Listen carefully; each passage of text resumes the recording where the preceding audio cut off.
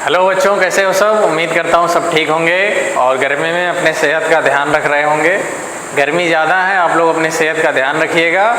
तेल मसाला से बनी ज़्यादा चीज़ें मत खाइएगा और ठंडी चीज़ें खाइएगा जो नेचुरली हैं, जैसे खीरा है और जो भी चीज़ें हैं आप खाइएगा ठंडी चीज़ें।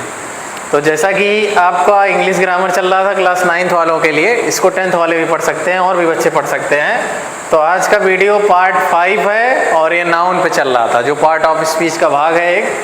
तो नाउन पे हमने 4 वीडियो बनाया था, तो आज 5वां वीडियो है। ट्यूसडे है, आज 26 मई 2026 है और ये आप कॉम्पिटिटिव एग्ज़ाम के लिए भी देख सकते हैं, कर सकते हैं। तो आज हम इसमें कवर करेंगे इस वीडियो में कलेक्टिव नाउन को, समूहवाचक संज्ञा, और मटेरियल नाउन पदार्थवाचक संज्ञा, और अब्स्ट्रैक्ट नाउन भाववाचक संज्ञा को इसके आगे वाले वीडियो में हम कवर करेंगे। तो चलिए हम शुरू करते हैं बिना टाइम खत्म किए। कलेक्टिव नाउन आपका जो है, इसकी डिफिनेशन देखते हैं क्या है। A collective noun refers to a group और कलेक्शन ऑफ सिमिलर पर्सन्स और ऑब्जेक्ट। ए मीन्स एक, कलेक्टिव का मतलब होगा समूहवाचक, नाउन मीन्स संज्ञा, रिफर्स मीन्स उपयोग होता है या के लिए, टू मीन्स को, एक ग्रुप मतलब एक समूह के लिए, और मीन्स अथवा, कलेक्शन मतलब इकट्ठा करते हैं, एकत्रित करते हैं, of a similar, of means का, सिमिलर मतलब मिलते जुलते या उसी प्रकार के, पर्सन्स व्यक्ति के लिए, और ऑब्जेक्ट, ऑब्जेक्ट का मतलब कर्म होता है यहाँ, लेकिन वस्तु से लिया गया है, वस्तु के लिए। खाली हिंदी देखते हैं।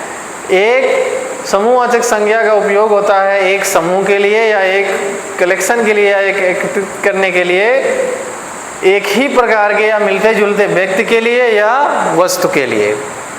अब इसको हम हिंदी में देखते हैं, कलेक्टिव नाउन को, समूहवाचक संज्ञा। इसकी हिंदी है, एक समूहवाचक संज्ञा एक समान व्यक्तियों या वस्तुओं के समूह या संग्रह को इंगित करता है। कलेक्शन का मतलब संग्रह होगा या एकत्रित करना। एक समूहवाचक संज्ञा एक समान व्यक्तियों या वस्तुओं के समूह या संग्रह को इंगित करता है। मतलब कहने का ये है कि एक ही प्रकार के या तो वस्तु होंगे या तो व्यक्ति होंगे और उनका कलेक्शन होगा। जैसे कि अभी शादी विवाह पड़ता है, लड़कियां हैं जाती हैं शॉपिंग करने, तो वो क्या करेंगी, वो जिस कलर का कपड़ा लेती हैं, आप ऐसे समझिए तो अच्छे समझ सकते हैं, जिस कलर का कपड़ा लेंगी उसी कलर का उनको हेयर बैंड चाहिए, उसी कलर का उनको जूती चाहिए, उसी कलर का उनको दुपट्टा चाहिए, उसी कलर का उनको कान में पहनती हैं वो चाहिए, मतलब उसी कलर का बैग तक लेंगी, पूरा वो सेट बनाती हैं। This is called a collection.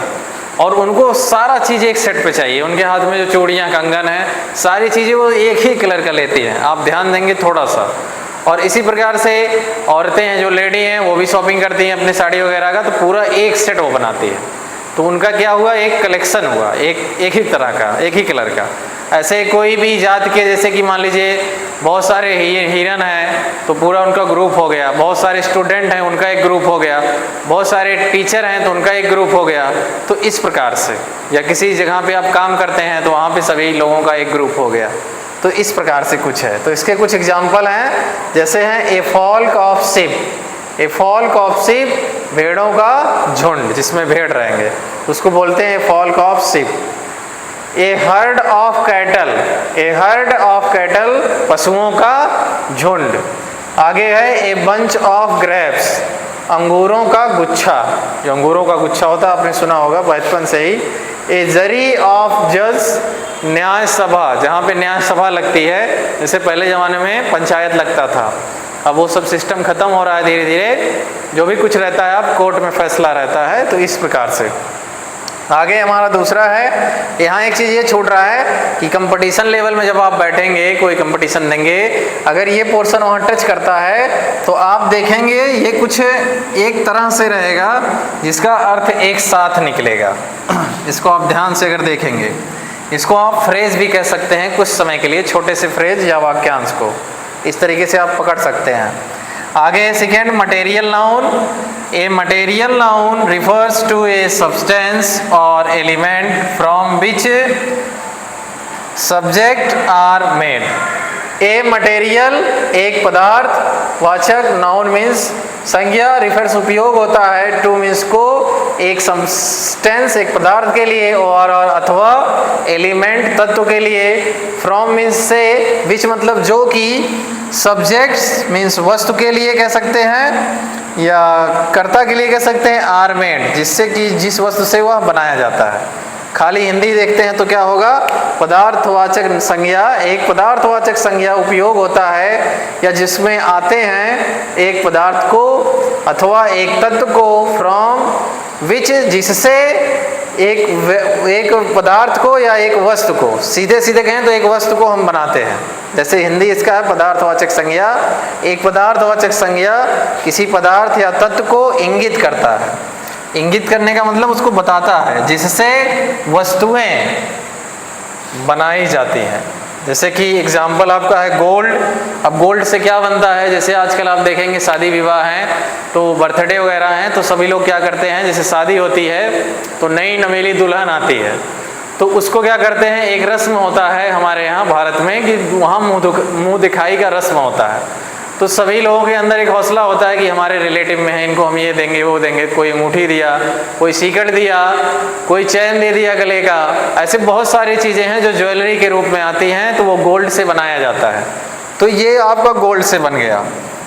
दूसरा है सिल्वर। सिल्वर की चैन भी बहुत लोग पहनते हैं, यहाँ कलाई में पहनते हैं, ये सब हो गए। और भी बहुत सारी वस्तुएं बनती हैं। आयरन है, आयरन से आप जान ही रहे हैं कि आपके बहुत सारी चीज़ें बनती हैं, जैसे सरिया वगैरह हैं, गेट बन रहे हैं, और भी बहुत सारी चीज़ें हैं। कृषि के यूज में भी बहुत सारी चीज़ें बनती हैं।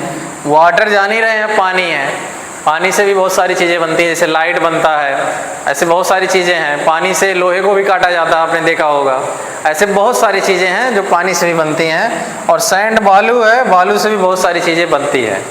तो इस प्रकार से इस वीडियो में हमने कवर कर लिया कलेक्टिव नाउन और मटेरियल नाउन। नेक्स्ट वीडियो में पार्ट 6 में हम कवर करेंगे एब्स्ट्रैक्ट नाउन क्या होता है।